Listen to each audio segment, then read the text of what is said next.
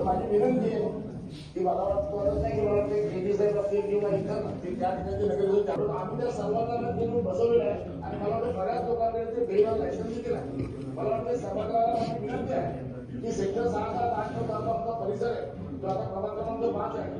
तर त्या ठिकाणी त्या बांधीत लवकरात लवकर झेडको करून तो डेव्हलप करून त्या ठिकाणी भाजी मार्केटसाठी व्यवस्थापन करून द्यावी ही आमची इच्छा नागरिकांची आपल्याला विनंती आहे. धन्यवाद.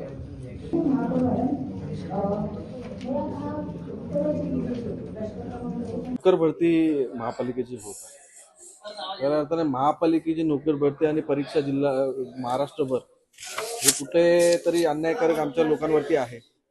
आज या ठिकाणी संधी आमच्या लोकांना त्या ठिकाणी भेटली पाहिजे.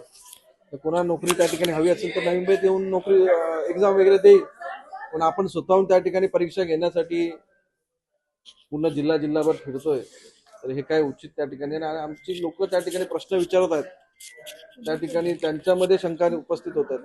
आणि या दृष्टीने नवी मुंबई महापालिकेची जी काही एक्झाम असेल ती नवी मुंबईतच घ्यावी.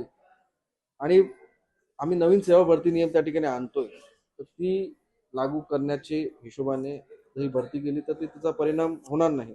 त्यामुळे तोपर्यंत तुम्ही तात्पुरती भरती करून घ्या आणि जेव्हा नवीन नियमावली होईल तेव्हा आपण रितसर भरती प्रक्रिया राबवूया, अशा प्रकारचा ठराव आम्ही सभागृहांनी सर्वानुमते त्या ठिकाणी पास केलेला आहे. त्यावरती आयुक्तांमध्ये काय अंमलबजावणी करतात ते बघूया.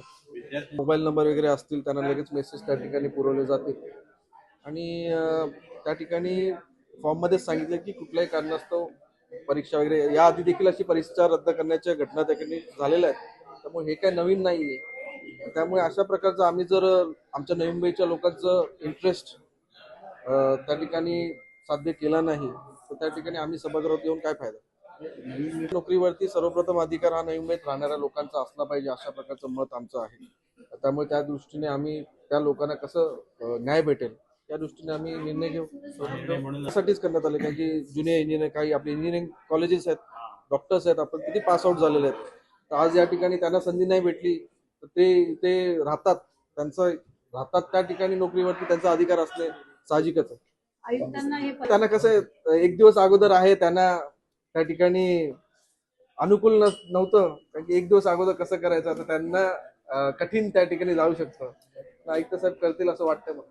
तुम्ही म्हटलं की सगळी जबाबदारी सभागृह घेईल, प्रशासनाने याचं टेन्शन घेऊ नये कारण त्या बाबतीत कोर्टात जबाब देण्यासाठी बोललो. त्या ठिकाणी बोललो की काही आलं तर आम्ही सभागृहाची हा धोरण त्या ठिकाणी घेतल्यामुळे त्यामुळे आयुक्तांवरती काय त्या ठिकाणी कुठला टप्पा ते घेत नाही. सर, उद्यानाच्या मेंटेनन्सच्या बाबतीत उद्यानाचा मेंटेनन्स हा एक गहन विषय नवी क्षेत्रात आहे. आम्ही आता या शहराच्या स्वच्छतेच्या दृष्टीने उद्यानाच्या देखभालीच्या दृष्टीने सर्वकष असा विषय धोरण आम्ही तयार करतोय आणि येणाऱ्या सभेमध्ये आम्ही तो धोरण सभागृहापुढे सादर करणार आहोत.